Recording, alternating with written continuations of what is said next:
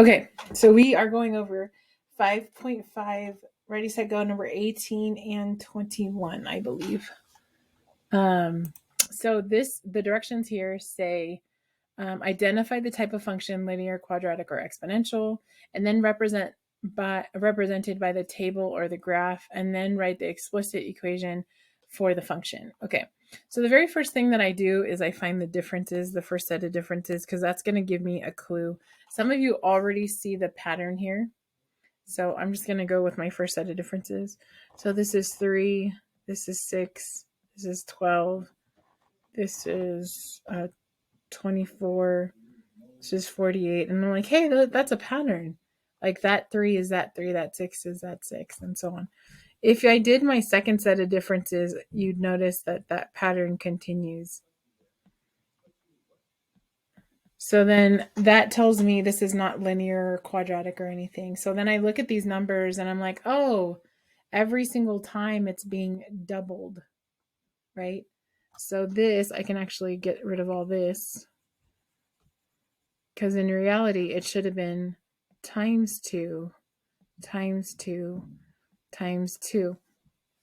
So this is an exponential equation. Okay. So because it's because this is times, times, times, times, and it's exponential, then I like writing the this number by the factors and stuff. So I would rewrite this one by 3 times 2, and this one's 3 times 2 times 2, and this one's 3 times 2 times 2 times 2 times 2, right? So this one would be 3 times 2 times 2 times 2 times 2. Did I put too many 2s? I think it's that. And I could check, right? 4 times 4 is 16 times 3 is 48. So notice here, the number of 2's here corresponds to the number that x is for that step. So therefore, this is my function. It's 3 times 2 to the x. Okay, now some of you don't see it like this, and then you'll see this 3, and then you'll see the 6, and you're like, I know there's a bunch of 2's. So your job is to rewrite each of these as like a function of 3 times 2, right? And then this one is going to be equal to 3 times 2. Oops, I don't know where all these lines are coming from. I think my iPad is going spotty on me. Huh.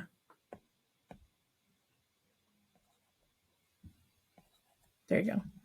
And so you would continue on, and then you'll ask yourself a question, what's staying the same? And you'd say, oh, the 3's, and there's a 2. But the number of 2's is growing. Well, that growing indicates the number that it's being changed by here. So there's my function, and then I would check my function to make sure that this number matches it by using Desmos or something. Let me do that really quick.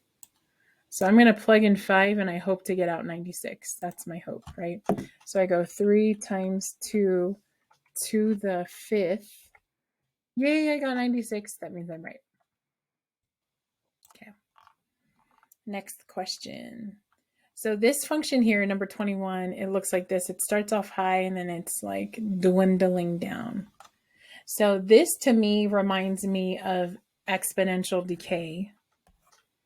And exponential decay is an exponential function, right?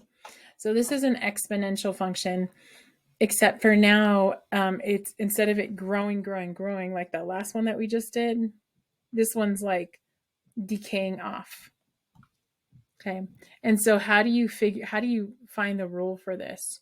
So the very first thing that I'm going to do is I'm going to use my really good eyes, and I'm going to find really good points. So the first point I see is this point right here.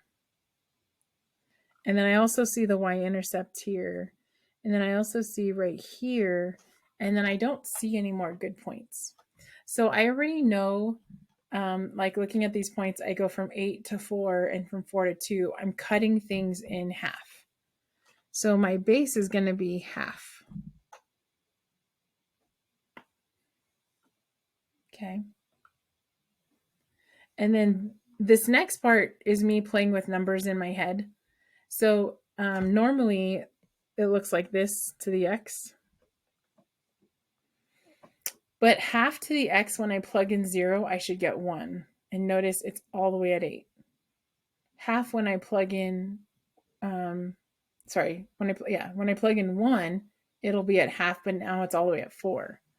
So that means I either need to double it or triple it or quadruple it.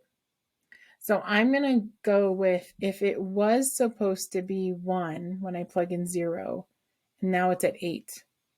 And is that right? Did I say that right? If I plug in 0, it's supposed to be 1, but now it's 8. If I plug in 1, it's supposed to be a half, but now it's 4. I'm going to try multiplying by 8 and see what I get. So the reason why I want to multiply 8 is because it was at 1, it was supposed to be 8, or it was at 1, now it's at 8. It was at half, and now it's at 4. I think this is my equation. So I'm going to plug in 2. So I get 1 over 4 times 8 would be 2. So just to prove it, I'd bring my Desmos back, right? And I'd plug in the equation 8 times 1/2 to the, oops, not like that. Not like that. Like that. And if I look, I'm going to get rid of this guy real quick. If I look, I have 8. I have 8 as my intercept. I have 1 comma 4, right? And then I have 2 comma 2. And there's, oh, there is another point right there. Huh? Is that a good point? It looks like it's 3 comma 1. So if I plug in 3, I get 1/8, and then 8 divided by 8 is 1. So there's my equation. Done. Okay, so with that being said, whenever you're approaching any of these equations, I always look at the first set of differences if it's a table. And if it's not a table, I almost like make a table in my head and watch how the y is growing or shrinking.